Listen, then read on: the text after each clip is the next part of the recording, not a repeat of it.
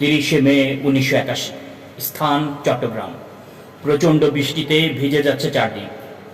কর্মব্যস্ত দিন শেষে চট্টগ্রাম সার্কিট হাউসে ঘুমিয়ে আছেন প্রেসিডেন্ট জিয়াউর রহমান। ঘড়ির কাঁটায় তখন রাত 1টা। প্রেসিডেন্ট কি আর জানতেন, তাকে হত্যার জন্য প্রস্তুত হচ্ছে একদল আর্মি অফিসার। কালুরঘাট ব্রিজের সামনে এসে থামল গাড়ির বহর।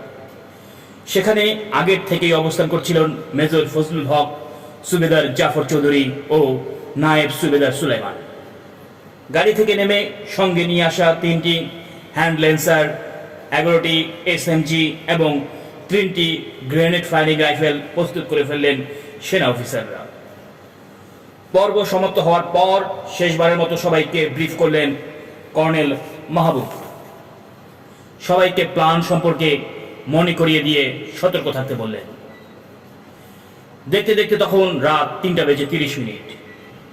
3টা পিকআপে উঠে বসলেন মোট 16 জন অফিসার। গাড়ি এগিয়ে চলল সার্কিট হাউসের দিকে। 3টা পিকআপের দায়িত্ব দেওয়া হয়েছে 3টি গ্রুপকে। ভোর 4টার কাছাকাছি সার্কিট হাউসে চলে এলো 3টি পিকআপ।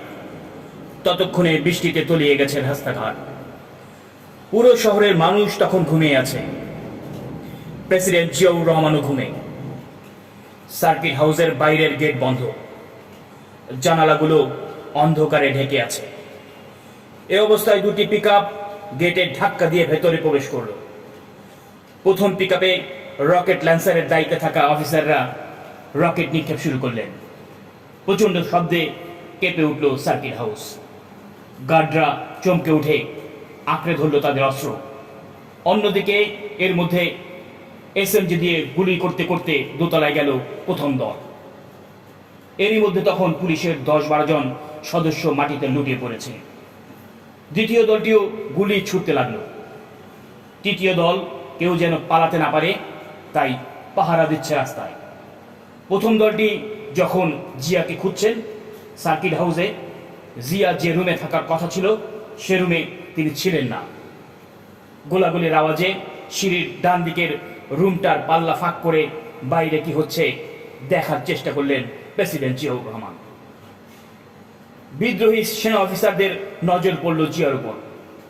গর্জে উঠল দলে থাকা লেফটেন্যান্ট কর্নেল মতির হাতের আগ্নেয়াস্ত্র।